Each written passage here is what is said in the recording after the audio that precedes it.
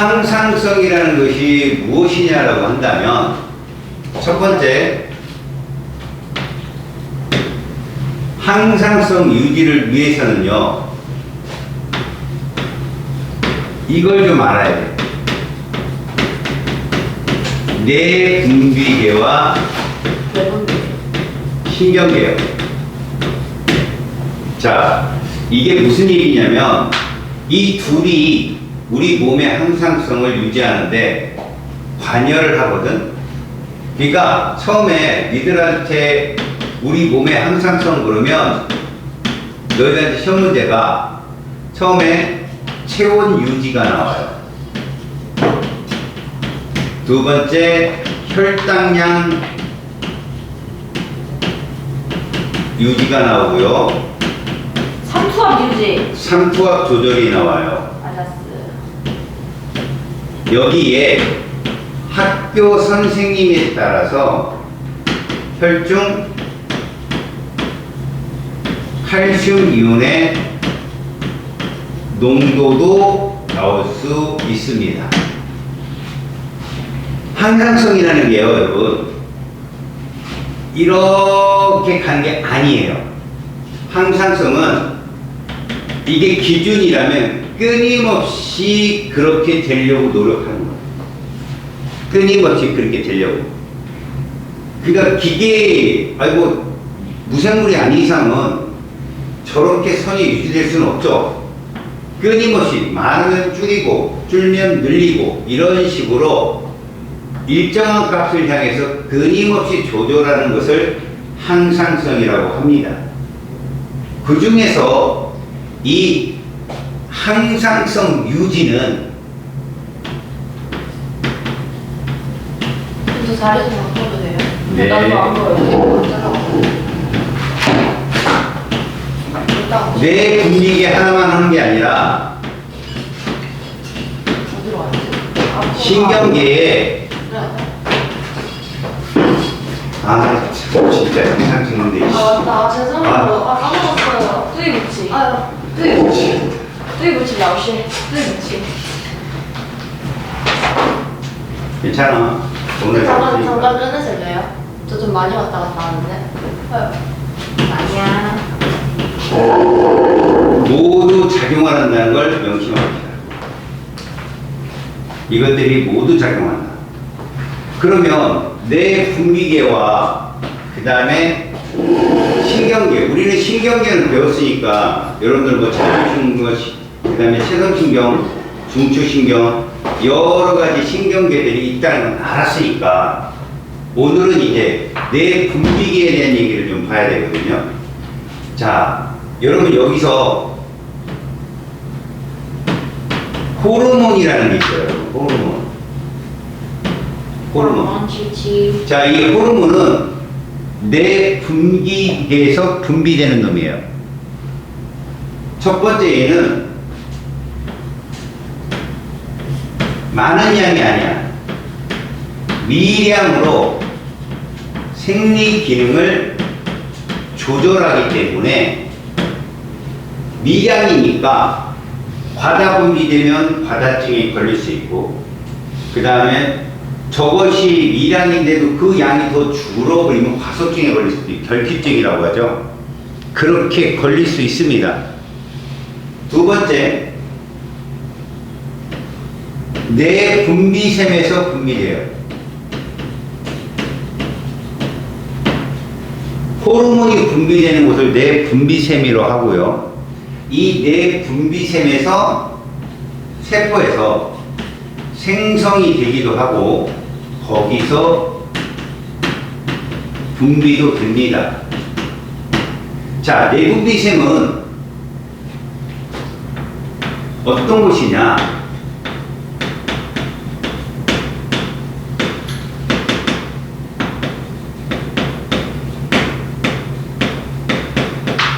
혈관으로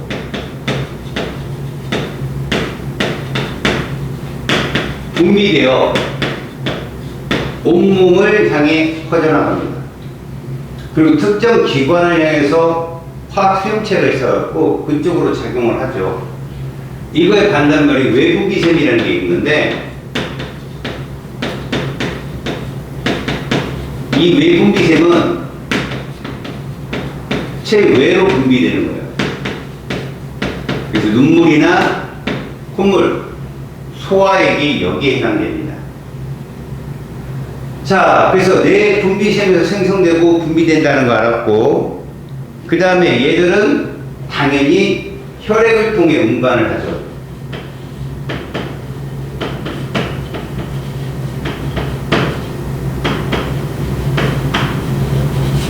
이동을 할 수 있다. 혈액을 통해. 그게 이제 혈관이겠죠. 그 다음에 네 번째, 이제 종의 특이성 같은 것도 있는데 실제로는요 기관 특이성이 있다는 거 명심하시죠. 대표적인 예로 인슐린과 글루카곤은 간에서 작용을 합니다. 거기서 혈당을 조절하거든요. 그리고 에피네프린이라고 하는 애들도 똑같이 간에서 작용합니다. 그래서 기관 특이성이 존재한다. 그 다음에 과다증, 결핍증이 존재할 수 있다.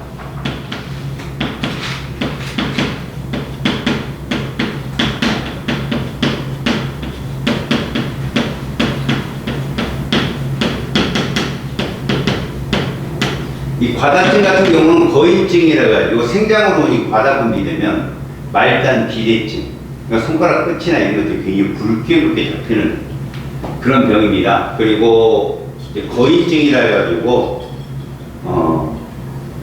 과다 분비되면 다른 곳이 평상시 뭐 예를 들어서 우리가 말하는 호르몬을 조절하는 사유내라든가 이런 것들이 불필요하게 커지는 경우가 생겨요. 생장기를 넘어서서 계속 생장이 되는 그게 이제 과다증, 거인증이고요. 결핍증이면 인슐린이 대표적입니다.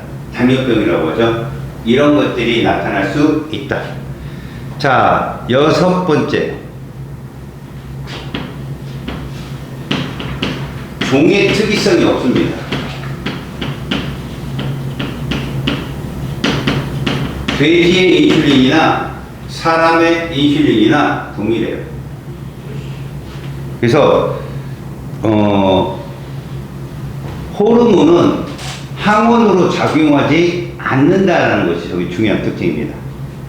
그러니까 외부에 있는 물질들이 우리 몸에 들어오면 우리 몸은 방어작용을 통해서 항원 취급을 해서 항원항체 반응이 일어나게 되는데, 이런 척추동물들의 호르몬들은 서로 상호로 교환될 수가 있어요. 그래서 예전에는 당뇨병 환자를 위해서 12마리의 도니를 필요로 했어요. 개들의 호르몬 양으로. 도니요, 도니. 도니가 뭐예요? 돼지. 자, 형돈이. 네? 아닌 것 같은데. 두 번째, 이제 요것들에 대한 얘기들은 알아두시고, 자, 뭐 호르몬하고 그 다음에 신경계의 그 작용에 대한 얘기들이 가끔 나오는데 그런 건 볼 필요 없고, 일단 우리는 이렇게 생각합시다. 호르몬들은 미량이며 항원으로 작용하지 않고 뇌 분비샘에서 분비되어 혈액을 따라 온몸으로 퍼지며 기관 특이성이 있어 특정 기관에 작용을 하게 됩니다. 그래서 뭐 항이뇨 호르몬에 해당되는 ADH는 신장이라고 불리는 콩팥 있죠? 그쪽에서 작용을 하게 된다는 거. 그 다음에 뭐 종 특이성이 없다.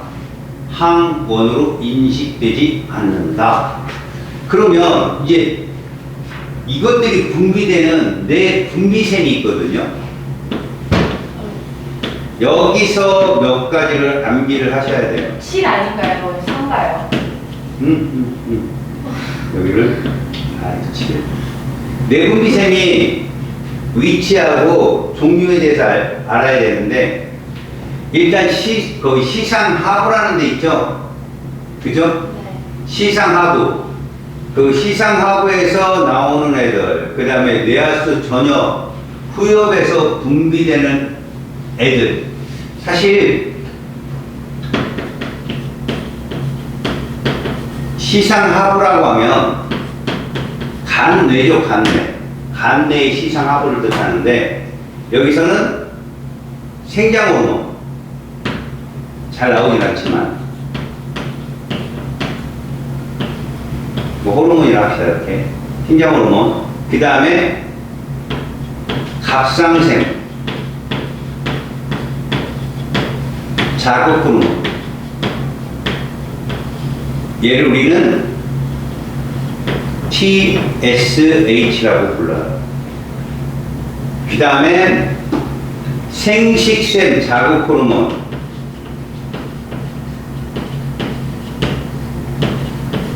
각성생 자극. 말 안 하네요. 요렇게요. 여기 교재에 있으니까 보고 적으세요. 네. 그리고 뇌하수체가 있어요. 시상하부 밑에 강낭콩 모양으로 앞에 튀어나온 전엽이 있고요. 뒤쪽에 후엽이 있거든요. 여기서 이제 시험에 잘 나오는 애들이죠.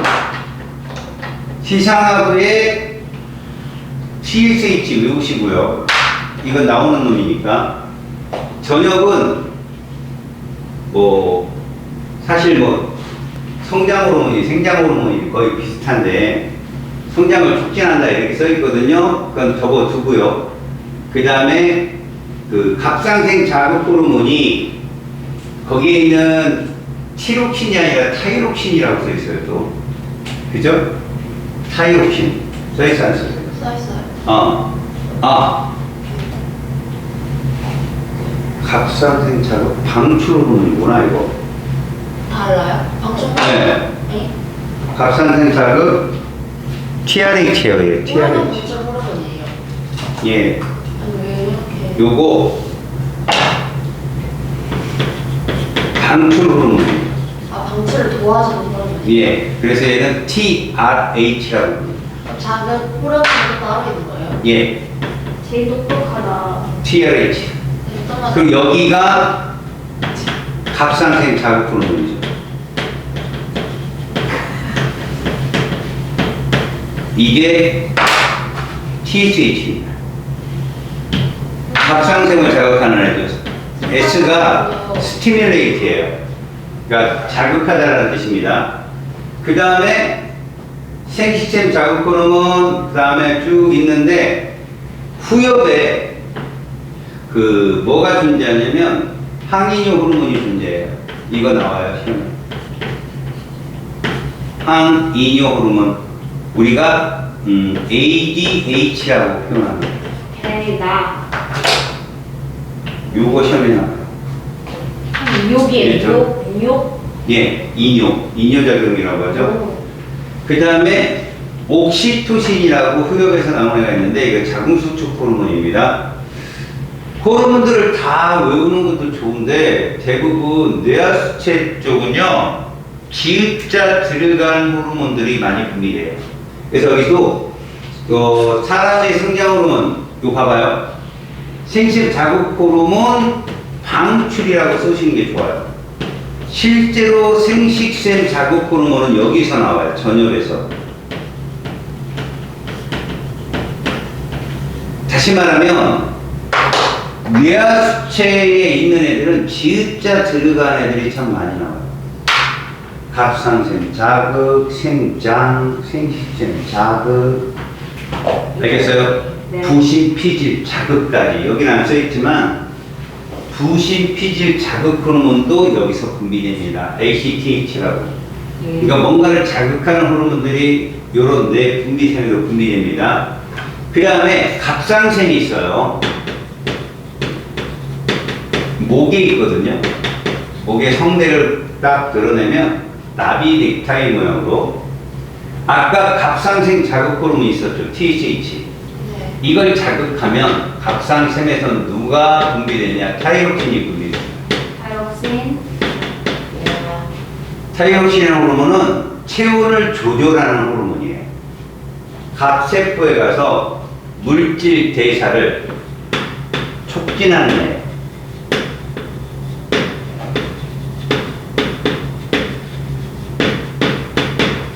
시험에 나온다는 얘기죠.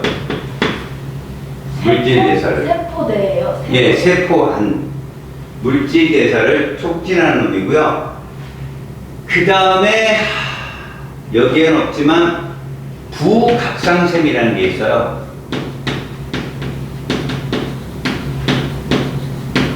자, 여기서는 파라토르몬이 분비가 돼요. PTH라고 하는 호르몬인데 얘는 혈중 칼슘 이온을 증가시키는 애예요. 이 농도를 증가시켜주는 애가 얘입니다. 알겠습니까? 네. 아, 그 다음에 여기서 하나 또 적어드리겠네. 하나 여기 보면 칼시토닌이 있어요. 칼시토닌. CT라고 하는 애인데요. 혈중 칼슘 이온을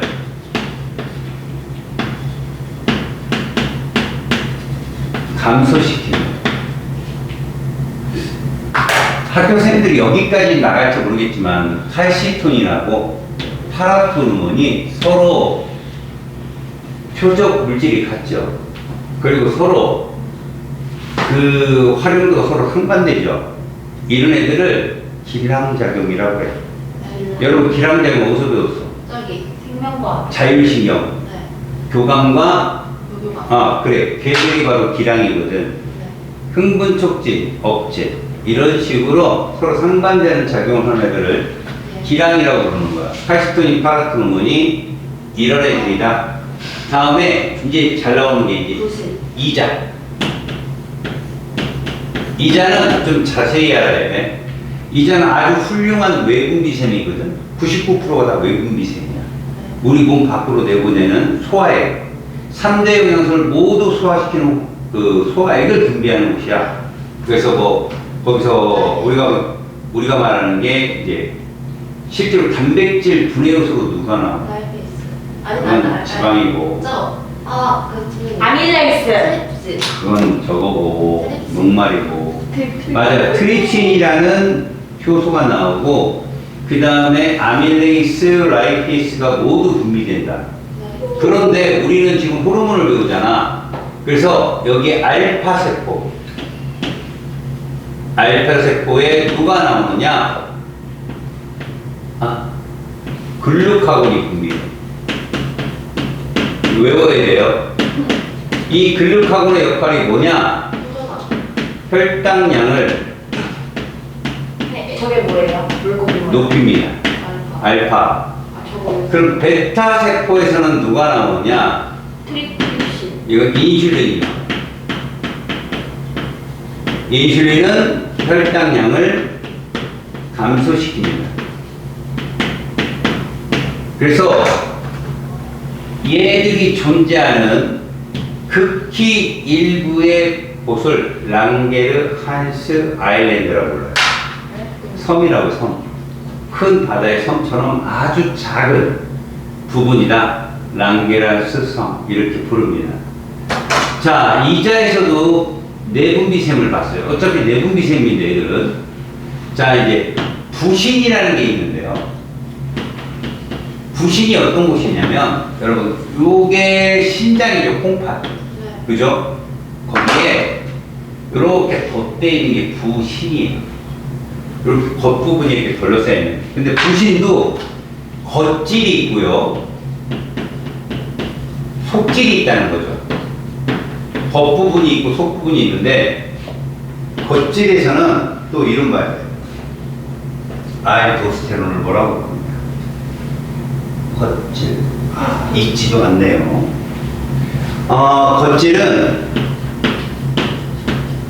알도스테론이라고 불리는 무기질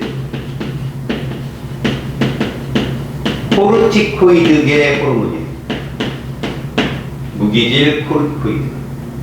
나트륨이온이나 이런 거 흡수하는 호르몬이고요. 여기에 코티솔이라 불리는 호르몬도 나와요. 코티솔은 당질 코르티코이드.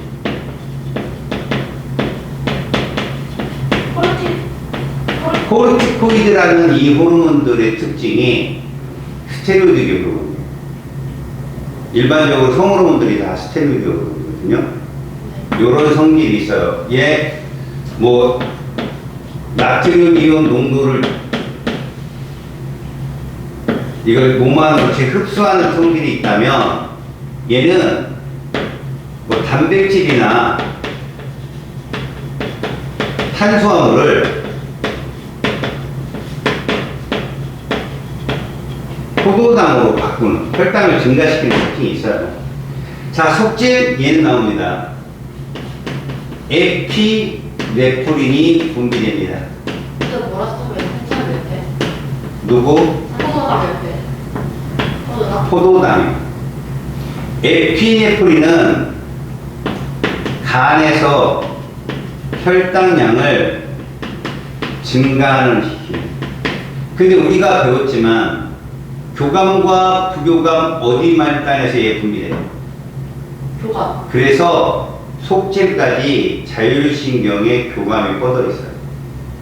알겠습니까? 자, 나머지 정소나 난소에서 분비되는 테스토스테론이나 에스트로겐은 패스. 잘 안 나옵니다. 이거 저번에 배웠었잖아요. 예. 자, 그러면 뇌 분비세에 대한 결론을 내려봅시다. 시험에 자주 출제되는 애들이 누굽니까? 라고 한다면 등장하는 것 TRH, TSH, ADH, 그 다음에 타이록신, 학교 쌤에 따라서 CT하고 PTH도 가끔 나옵니다. 그 다음 이자는 요거 반지나 글루카고 인슐린, 둘도 성향이 서로 반대죠. 네. 얘도 기량입니다. 기량은 요 둘밖에 늘들 안 돼요. 얘하고 이렇게 혈중 칼슘이온 농도와 그 다음에 혈당량 조절의 기량을 호르몬에서 자주 다루고요. 그 다음에 호르몬의 분비 조절 기작에 타이록신 같은 애들은 이제 음성 피드백이라고 합니다. 많아지면 줄이려고, 줄면 많아지려고 하는 그런 특성으로 분비되는 애들이 있고, 옥시토신 같은 애들은 양성 피드백이라 해가지고 나오면 계속 더 세지는 거죠. 그래서 너희들 보면 아이를 출산할 때 할머니들이 뭐 힘줘 막 이러는 거 있잖아요. 그 호르몬들이 계속 나오게 돼서 자궁 수축을 도와줘요. 아이를 출산하는데 도움을 주는 그런 호르몬이라고 볼 수 있습니다. 자, 이렇게 해서 뇌 분비세마고 과정을 쭉 봤거든요. 자, 그러면 이제 우리는 항상성을 이제 어떻게 해야 되겠어요? 배워야 되겠죠? 근데 분비 조절 경로에 대한 것을 두 개는 알고 있어요.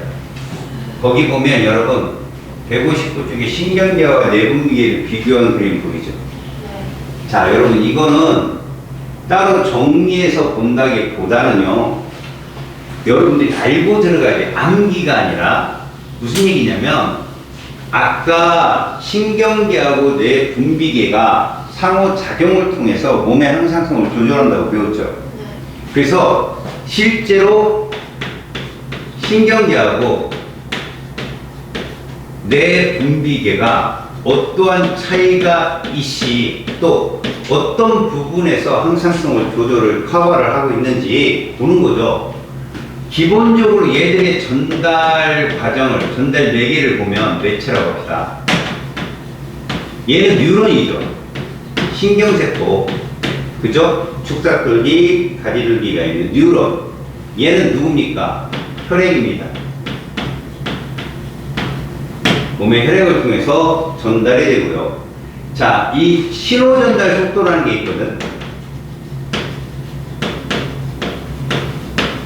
우리 몸에는 즉각적 반응을 일으켜야 될 애도 있지만 서서히 변화를 줘서 몸이 무리하지 않게 해야 되는 그런 과정도 존재하거든. 거기에 신경계는 굉장히 속도가 빠릅니다. 그래서 여러분들은 무조건 반사니 조건 반사를 여기서 배우게 되는 거야.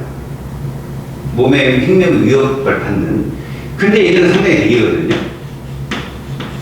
이건 뭐 때문에 그러냐? 몸의 그 혈당이 갑자기 높아지거나 혹은 체온이 갑자기 떨어지거나 그러면 우리 몸은 못 견딥니다. 그러다 보면 얘들이 막 1000분의 1초를 다루는 촉각을 다루는 것이라면 얘들은 한 20분 정도, 알았죠? 서서히 변화를 주는 애들이다. 자, 적용 범위를 봅시다.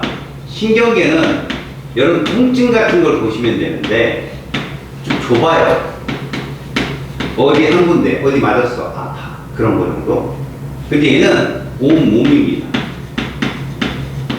몸 전체에 닿는 넓게. 그리고 지속성이라고 하는 거거든요. 얼만큼 오래 얘를 관여를 시키느냐. 얘는 짧아요. 얘는 길게 갑니다. 아까 얘기했죠. 그러니까 20분 넘게 계속해서 느리면서 지속적으로 관여하는 것이 호르몬들이 하는 일이다. 알겠죠? 그러니까 신경 전달 비교 같은 거 그림은 기본적으로 뉴런의 자극의 전도 혹은 전달 과정을 통하는 것이 신경계라면 얘는 내 분비샘의 혈관으로 혈액을 통한 이동으로 이루어지기 때문에 몸의 어떤 적용 범위는 넓게 갖고 서서히 일어나며 지속적이라는 표현으로 호르몬을 정의를 합니다. 아시겠죠? 자, 이제 거기에 항상성 유지 원리라는 게 있어. 이거 시험에 잘 나옵니다. 이 호르몬의 분비작용을 말하는데 여러 가지가 있어요, 사실은. 근데 딱 두 가지만 배우라고 합니다. 뭐냐면 음성 피드백 그리고 기량작용을 봅니다. 음성 피드백과 기량을 보게 되는데 음성 피드백이라는 게 뭐냐면 그 결과에 대한 것이 다시 원인으로 돌아가서 상반되는 작용을 계속 뿌려주는 것을 음성 피드백이라 합니다. 그러니까 이거는 정확한 표현으로 말하기도 좀 그렇지만 음성 피드백은 대부분 호르몬들이 여기에 해당되거든요. 이것들에 해당되는데 실예로 뭐를 볼 거냐면 잘 봅니다. 우리가 사인회가 있어요. 사인회. 간내죠. 어떻게 보면 사인회가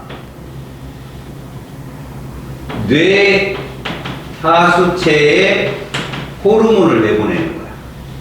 그게 누군가 봤더니 TRH입니다. 아까 봤죠? TRH가 나와서 뇌하수체를 자극을 줍니다.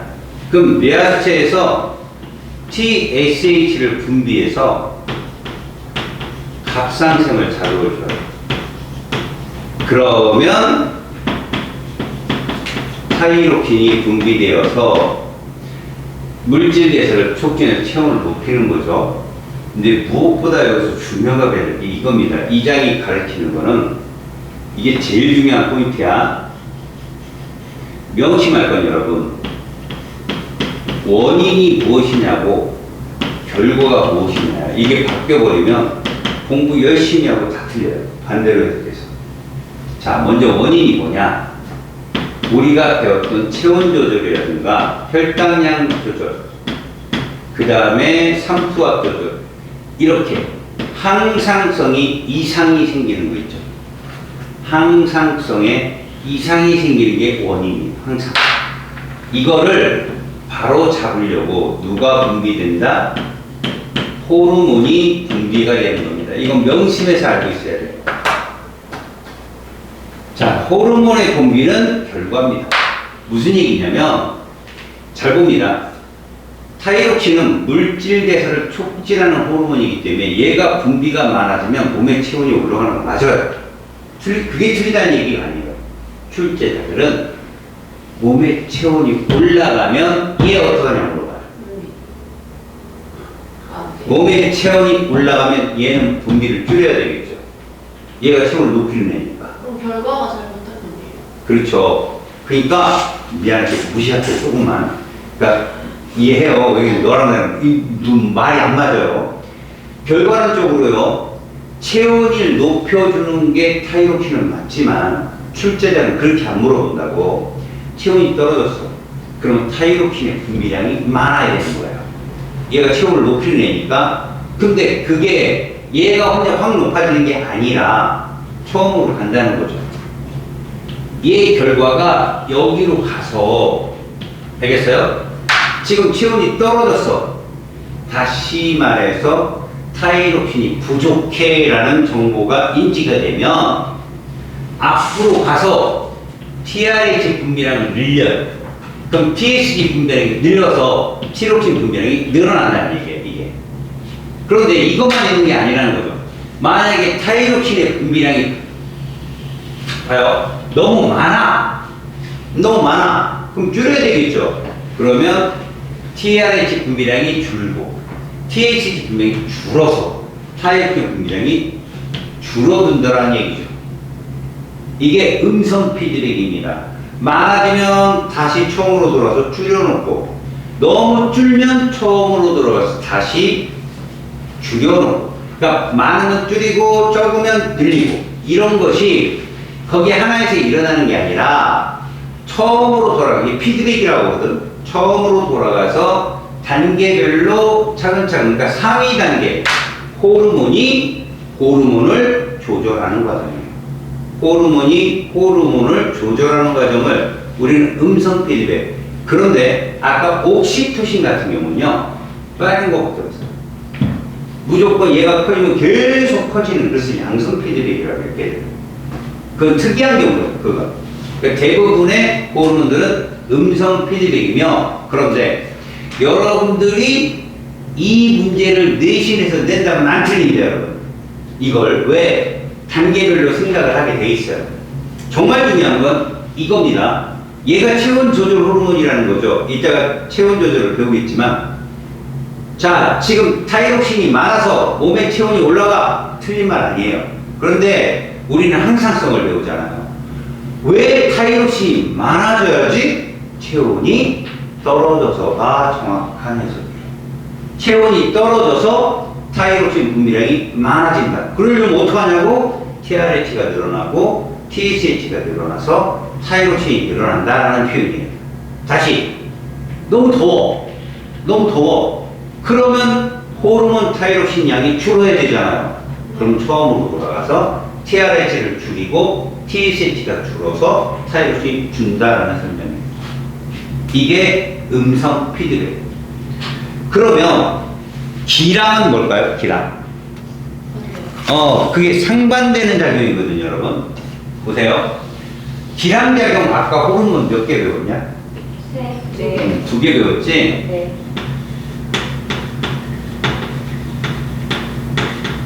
이게 호르몬계에서만 있는 게 아니라는 거 알잖아.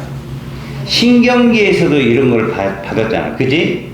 그러니까 두 가지 요인이 같은 기관에 대해서 작용을 해가지고 서로의 작용 효과를 견제하는 거야. 서로의 효과를 견제하는 거. 이게 기량이야. 알겠지? 그래서 기량은 신경계의 누구와 누구? 교감과 부교감이 바로 얘예요. 근데 그걸 견제하는 사이예요? 교감은 촉진시키고 부교감은 억제시키는 거죠. 그죠? 그 다음 인슐린과 글루카곤.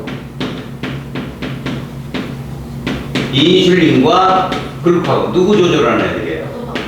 혈당, 혈중, 포도당. 그죠? 그리고 아까 봤죠? 칼시토닌하고 누구? 파라토론. 근데 정말 다행인 게 이름을 외우는 주관식 서술형은 안 나오잖아요. 그래서 이렇게 외우라고 해요, 애들한테. 교감은 어때요? 부자고 부교감은 세자죠? 절전소미가 짧고 절전소미가 긴, 짧고 긴 이렇게 외우고, 교감의 신경세포체는 척수에만 있어요. 부교감은 뇌에 존재하죠? 유일하게 척수에 있는 부교감 신경세포체는 뭔 조절 기능이죠? 방광. 그거 외우라 했죠, 방광. 꼭 외우라 했죠, 그거 잘 나온다고. 두 번째, 인슐린 글루카곤 누가 글자 수가 많아요? 얘가 증가시키네. 글자 수가 많으니까. 인슐린은 줄이는 애고요. 다시 칼시토닌 파라토논은 누가 글씨가 많아요? 파라토논은 그 혈중 칼슘이온을 얘가 높이는 애예요. 얘가 낮추는 애고. 이렇게 외우시면 됩니다. 아시겠죠? 자, 그럼 여러분 쉬다 오십시오. 교감신경과 부교감신경에 대한 저기 정보. 지금 영상을 찍는 거야. 네 목소리 들어간단 말이야. 쉬다 오십시오 이러면서 하지 마세요. 네. 딴 애들이 뭐라고 하잖아. 선생님 수업이 이상하다고. 네. 네가 망치는 거야 그거. 네. 자율신경하고 기량작용은요 실제로 교감신경 자체가 이렇게 구조를 하죠. 교감은 신경세포체가 있고 이렇게 결국 뉴런이 운동 뉴런인데 두 개로 이루어져 있다는 거죠. 그 다음에 부교감은 두 개로 이루어져 있어요. 그러니까 이렇게 하나로 이루어져 있으면 이건 체성이에요. 그런데 요 위처럼 이렇게 구분되어 있으면 우리는 이걸 뭐라고 한다? 자율이라고 해요. 자율.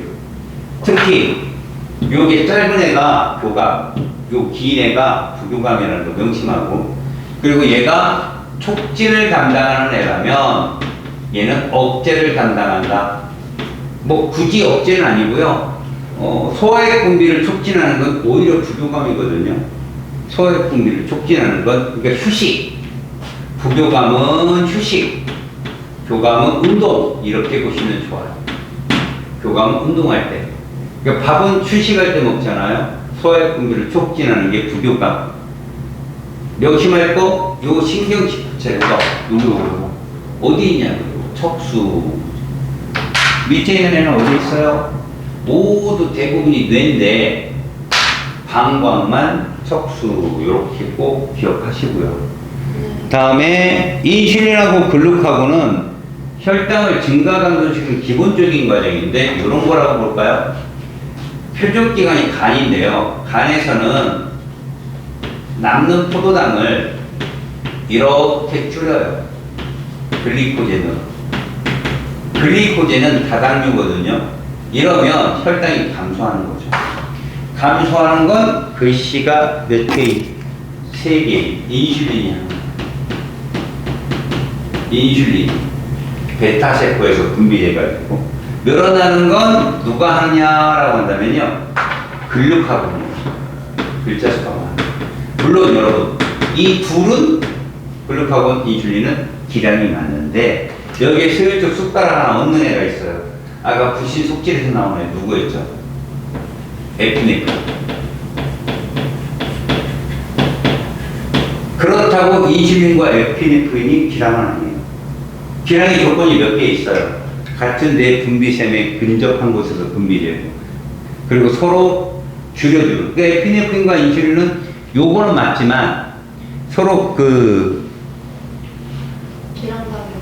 서로 이제 견제하는 작용은 맞아요. 하지만 같은 기관에 대해서 분비되는 과정도 비슷한, 서로 상반되는 그런 과정이 아니죠.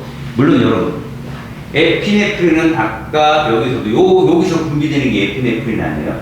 여기서 분비되는 거 맞죠? 교감 말단, 그죠? 근데 여러분 다 엮어봐요. 얘들이 왜 상호작용인지 보세요. 아까 부교감은 휴식을 취할 때 소화액 분비를 촉진한다고 그랬죠? 근데 우리가 음식을 먹게 되면 뭐가 높아져요? 혈당이 높아지죠? 그럼 부교감이 작용하면 인슐린이 분비되는 거예요. 사실 이거 엮어가면 다 엮어져요. 다시요. 우리가 운동을 하게 되면 혈당을 줄여주잖아요. 그럼 누가 분비될까요? 글루카곤이 분비돼요. 따라서 에피네프린도 나와요. 왜? 혈당이 줄니까 혈당을 공급해야 되잖아. 자, 그럼 여기서 또 이렇게 설명을 하고 들어가야 돼요. 혈당을 늘리는 건 글루카곤이 맞아요. 그런데 혈당이 늘어나면 분비되는 건 누구예요? 인슐린이에요. 왜? 혈당을 줄여야 되니까. 이렇게 시험에 나온다고요. 다시, 인슐린이 혈당을 줄이는 건 맞아요. 그런데 혈당이 줄었어요. 누가 분비해? 그렇게 나와요, 시험에. 당연하죠. 거기에 에피네프린도 들어가야죠. 늘려야 되니까. 둘이 같이 나오는 경우는 거의 없고요. 인슐린 글루카곤이 같이 나오는 경우가 많아요. 근데 이것도 알고 계세요. 왜? 내시는 종잡을 수가 없습니다. 그래서 에피네프린도 혈당을 증가시킨다. 니네 아까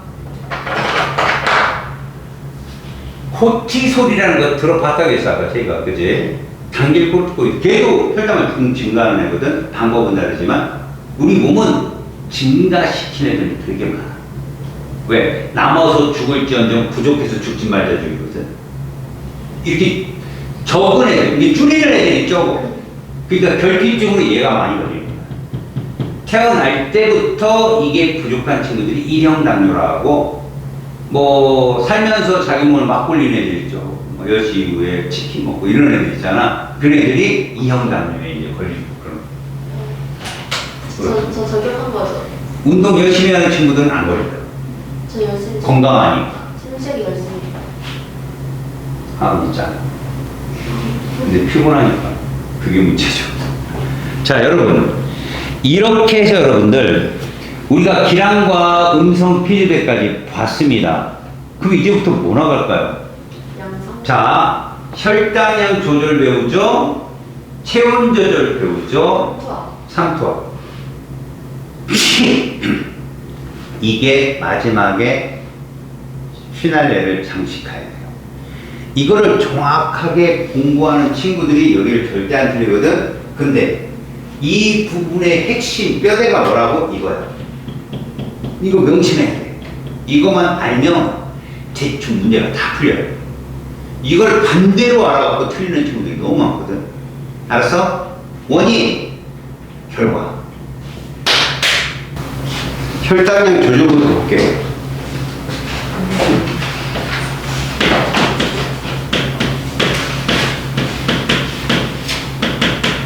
거기 체온 조절부터 나와있지? 네. 혈당 조절은 기본 혈당이 0.1%야. 그러니까 사실은 중추가 어디냐 이거야. 중추. 얘를 조절하는 중추. 사이뇌에 시상하고 얘들이 조절의 중추고, 얘들의 항상성은 항상 전체 혈중 포도당 농도 수치가 얼마가 돼야 돼? 0.1%.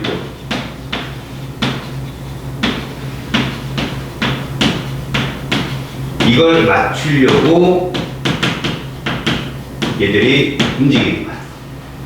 알겠지? 혈당 조절은 저렇게 움직이는데 조절 과정을 잘 봐봐. 조절 과정을 보면 아까 뭐라고 그랬어? 항상성의 이상이 원인이고 그에 따른 호르몬의 분비가 결과라고 얘기했지. 그러니까 결론적으로 혈당 조절 과정을 보게 되면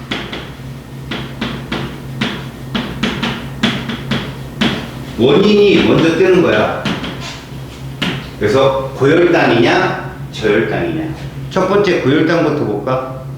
고혈당이라는 건 우리가 쉽게 말해서 운동하고 난 후야 식사하고 난 후야? 식사 후. 그렇지. 그래서 고혈당은 식사 후라고 생각하면 좋아. 그래서 혈당이 많아졌어. 원인이 나왔지. 항상성의 이상이 생긴 거잖아. 그러면 어떤 식으로 나오냐면 봐라. 사이내에 조절 중추니까 시상 하부에서 얘를 감지를 해. 그런데 그걸 조절해 주는 게 사실 부교감신경. 가만히 있지 않지 애들이. 부교감신경이 자극을 받아. 그래서 뭐 소화의 분비를 촉진하고 막 이런단 말이야. 그럼 우리는 저기서 부교감신경이 나와서 음식물을 막 섭취해. 그럼 혈당이 막 높아져. 그럼 누가 분비될까? 인슐린. 근데 그게 이자에 어디에서? 베타세. 거기서 인슐린이 분비가 돼. 그러면 혈당이 어떻게 돼? 낮아지겠지? 그런 과정이야. 그래서 얘 표적기관 어디야? 간이죠. 간. 그죠? 간에 가서 어떤 역할을 한다고? 포도당을 글루카곤으로 저장합니다. 포도당을 뭘로? 그렇지. 글루카곤. 이렇게 저장한 것이 인슐린. 자, 그러면 저혈당. 간단하게 말해서 운동 후. 그러면 사이내에 시상하부를 누가 어떤 신경이 작용한다? 운동할 땐 도가민, 그죠? 둘이 기랑이잖아. 그럼 이자의 어디에서? 알파 세포에서 누가 분비돼? 글루카곤이 분비하는 거야. 근데 이 글루카곤이 분비가 돼서 어디로 간다고? 간으로 가는 거지. 가면 글루카곤은 일단 어떤 식으로 표현하냐면 글루카곤이에요. 글리코젠, 소리. 글리코젠, 소리. 글리코젠 자체를 다당류거든. 이게 포도당으로 바꿔주는 역할. 이 역할이 바로 혈당의 조절 과정이에요. 그러니까 결국 봐봐요. 지금 이 과정만 있는 게 아니죠. 사실은 잘 봐요. 요 두 개 말고도 사이내의 시상하부가 뇌하수체 전역을 자극하면 여기서 뭐가 분비되냐면 부신 속질에 명령을 내리죠. 문제는 이 부신 속질에 명령을 내리는 게 누구냐? 교감이요. 니네 교감신경 말단에 뭐 나오냐? 에피네프린 나오죠? 그죠? 그래서 사실 여기서 분비되는 애가 누구다? 에피네프린이에요. 얘도 이렇게 가요. 글리코젠을 포도당으로 바꿔주는데. 근데 우리는 요 두 개만 우리는 뭐라고 불러요? 이 과정하고 이 과정만 기란이라고. 근데 뇌하수체 옆에 뭐라 쓰는 거예요? 전혀. 뇌하수체 전혀.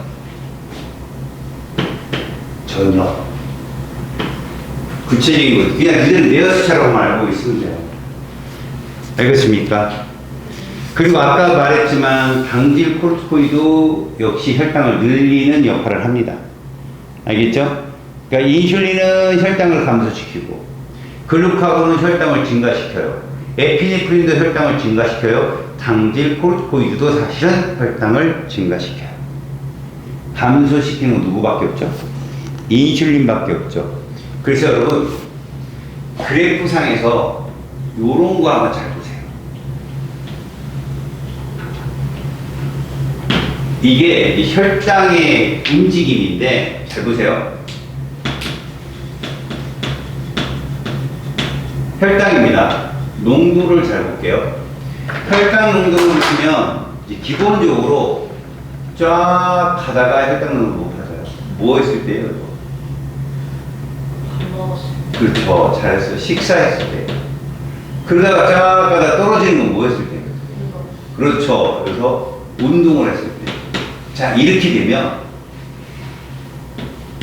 인슐린이 어떻게 변하는지 가만히 보세요. 이게 원인이죠. 혈당이 높아지잖아요. 줄이려고 갇히는 거죠.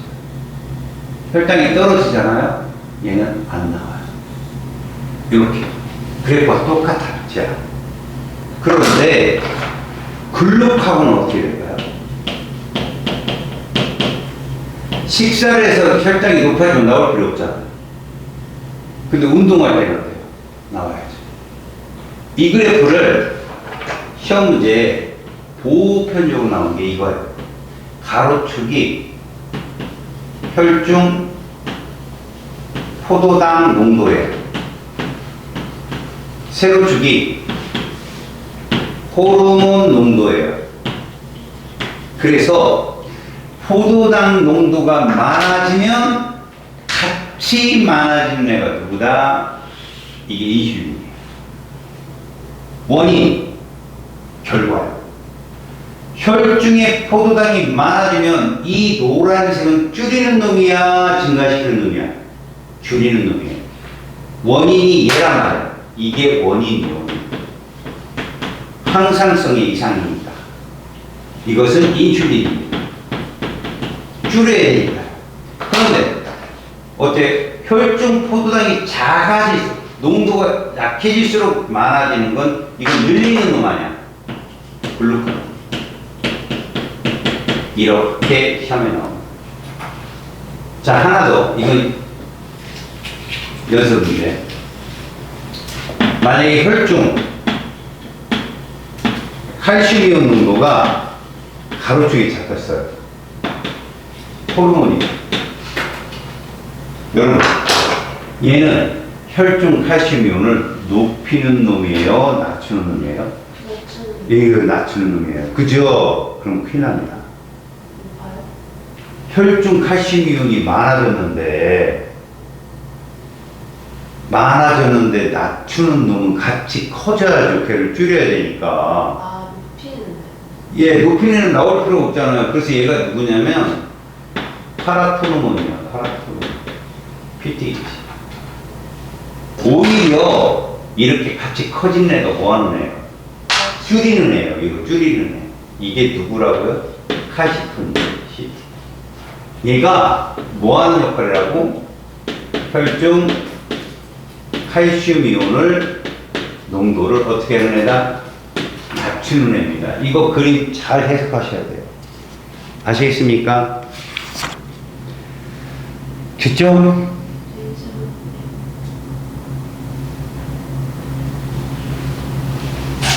자, 이게 혈당량 조절이고요.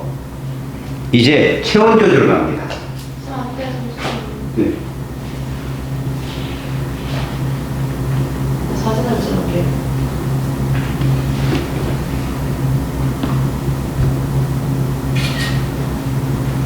자, 집니다.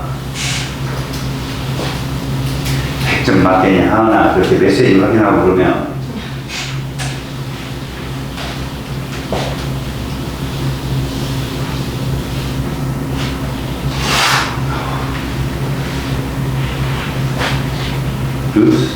읍스 하나 더 읍스 얘밖에 읍스. 자, 체온 조절.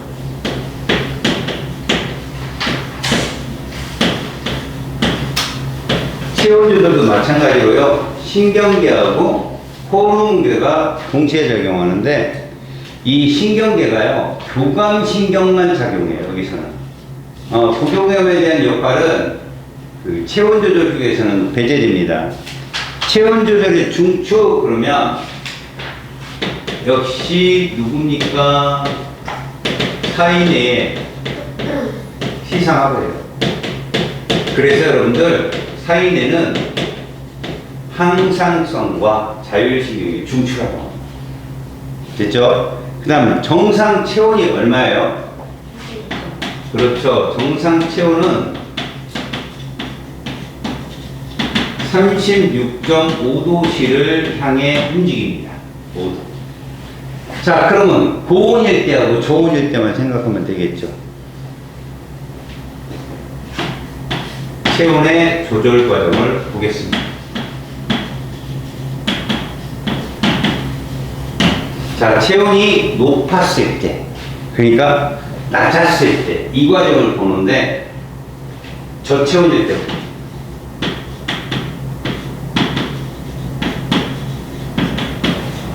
온도가 떨어졌어요, 몸에. 어떻게 해야 됩니까? 올려요. 그렇죠. 그럼 누구? 타이록신이 어떨까요? 타이록신 분비량이 많아져야 돼요. 결과니까요. 저체온은 원인입니다. 그래서 타이록신 분비량이 많아집니다. 그러면 물질 대사가 어떻게 될까요? 잘 되겠죠. 물질 대사가 촉진이 됩니다. 이게 곧 세포 호흡이에요, 여러분들. 이화작용이에요, 이화작용. 세포 호흡을 통해서 열을 막 발생시키는 겁니다, 이게. 중요한 거죠. 이렇게 되면 물질 대사가 많아지면 실제로 어떤 양까지 생기냐면, 잘 봐요. 교감신경이 흥분을 합니다. 교감신경이 흥분이 되잖아요. 그러니까 봐봐요. 몸이 저체온으로 떨어지면 막 몸이 활발해지려고 한다고요. 열을 내야 되니까. 이렇게 되면 여러분 얘가 안 많아져요. 얘 따라오는 게 누구지? 또 아까 에피네프린이죠. 얘들 둘 역할이 뭐였어요? 혈당을 증가시켰죠. 혈당이 증가가 돼야 타이록신이 그 포도당 가지고 세포호흡을 할 거 아닙니까? 이렇게 되면 얘가 결론적으로 혈당량이 어떻게 된다고요? 그렇죠. 증가하는 혈당량이. 이래야 세포에 포도당이 많이 들어가게 되고, 그쵸? 그렇게 돼서 만들어지는 게 이런 겁니다. 요 두 개가 합쳐져서 무엇을 만드냐? 자, 말을 잘 들으세요. 열 발생량이라고 해요.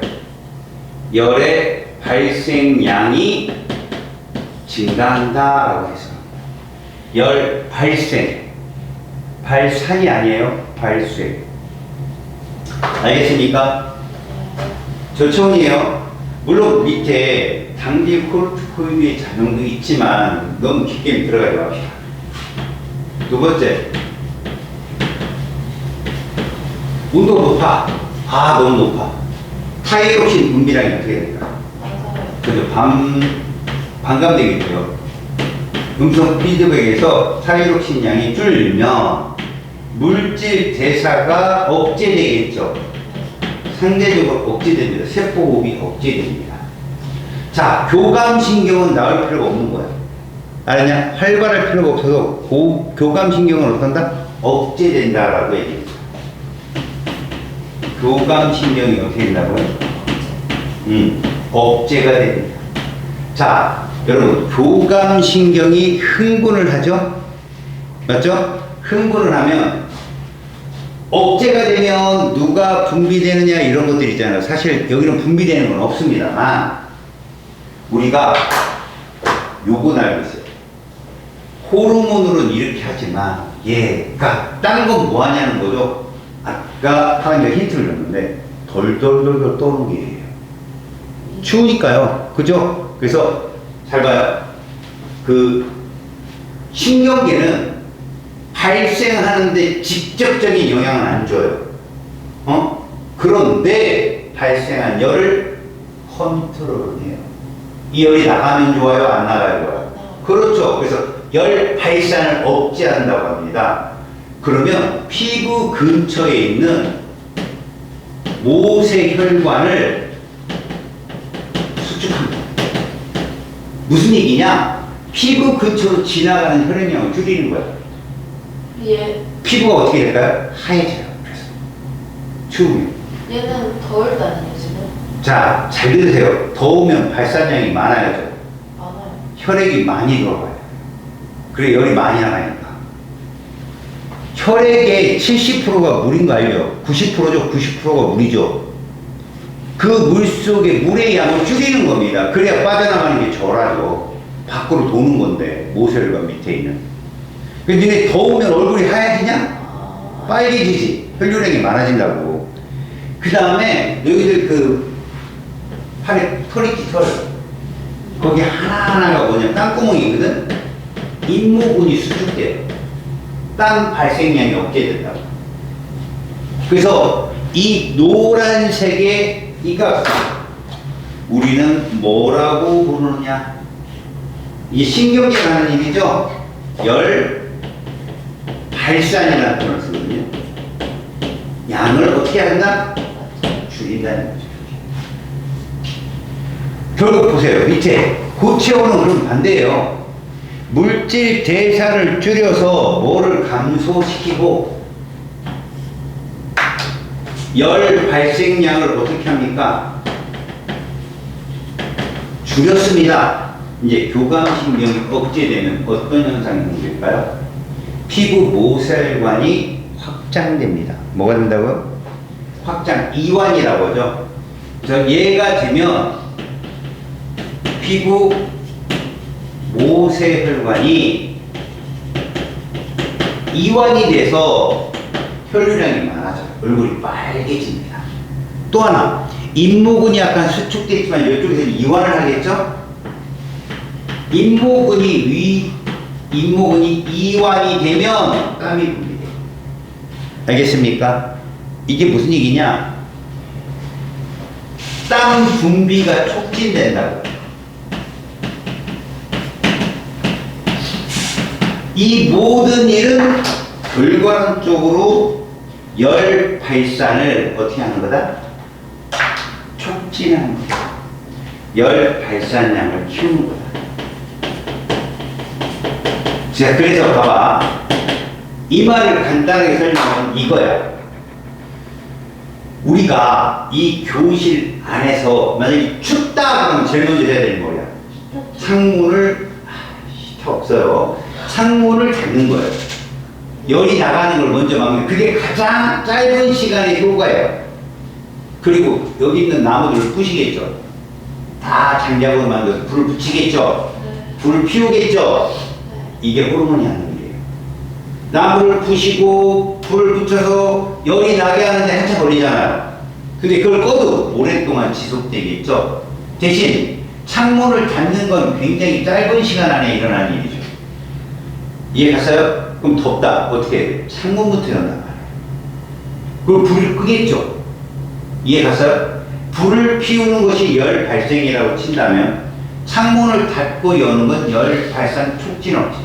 이해갑니까? 신경계는 열 발산량, 호르몬계는 열 발생량을 조절한다라는 취지입니다. 그리고 무슨 신경이 관여한다?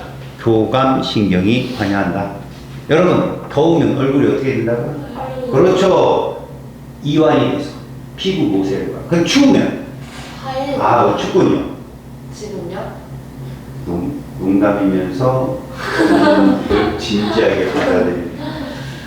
자, 이제 삼투압 조절이에요. 마지막. 시험 문제 제일 많이 나와요. 그리고 제일 많이 니네 헷갈려서 틀려요. 자, 삼투압은 중추가 역시 간내 어디예요? 간내가 아니라 사이내. 시상하부. 맞아요. 시상하부. 자, 우리가 뭐 이것까지 할 필요 없지만 정상 상투압이잖아요. 정상 상투압은 0.9% 정도 되거든요. 자, 얘가 되려고 움직이는 거죠. 자, 여기서 삼투압의 조절 과정을 보겠습니다. 간단합니다. 여러분, 삼투압이 높다는 건 짜는 친구인 거예요. 삼투압이 낮다는 건 수박이나 물 많이 마시는 거고요. 이해 갔어요? 그래서 삼투압의 조절 과정 중에 1번, 삼투압이 높다 원인이죠. 삼투압이 높다 원인입니다. 그럼 저거 낮추려고 이제 하겠죠? 자, 사인의 시상 하부가 감지를 합니다. 그러면 어디에다 명령을 내느냐? 뇌하수체 후엽이라는 것이 있어요. 거기서 바로 호르몬을 분비합니다. 누구? ADH. ADH가 누구야? 항이뇨 호르몬입니다. 얘를 촉진합니다. 여러분, 이 항이뇨 호르몬은 이 호르몬의 분비는 결과예요, 원인이에요? 맞았어요. 삼투압의 증가가 원인이고 얘가 분비를 한다고요. 이렇게 되면 얘가 표적기관이 콩팥이거든요. 신장이라고 하는 거. 콩팥에서 물에 제흡수를 촉진합니다. 물의 제흡수를 촉진합니다. 이해하셨어요? 그럼 여러분, 콩팥은 오줌을 만드는 곳이죠. 물을 많이 빨아들이면 오줌의 농도가 어떻게 될까요? 옅어져요. 아이고, 맞아요. 찌개를 오래 끓이면 찌개가 싱거워져요? 아니에요. 물을 빨아들이니까, 잘 보세요. 물을 빨아들이니까, 짜증 거 아니야? 애진단한데. 이렇게 되면 따라오는 옵션이 있어. 잘 봐. 이렇게 되면 결과론 쪽으로 오줌 상투압이 어떻게 된다? 이렇게. 쉬운 예로 여러분, 바카스 같은 거 먹잖아요? 그럼 오줌 노래요. 그게 몸의 상투압을 높이거든요. 그리고 오줌량이 많아져요, 줄어요? 줄죠. 오줌량이 감소합니다. 그래서 소량의 진한 오줌 이렇게 얘기합니다. 이거 좋은 거예요? 예? 이거 좋은 거예요? 말에 맥락이 안 맞아요. 왜요? 좋은 거 나쁜 게 아니라요. 살려고 발버둥 치는 거라고요, 지금. 좋은 게 나쁜 게 어디 있어요? 아니 왜냐면 수분을 덜 뺏기니까. 아니죠. 그 얘기가 아니에요. 지금 상투압을 조절하는 건데 뭐 수분 얘기를 하고 있습니까? 자, 다시.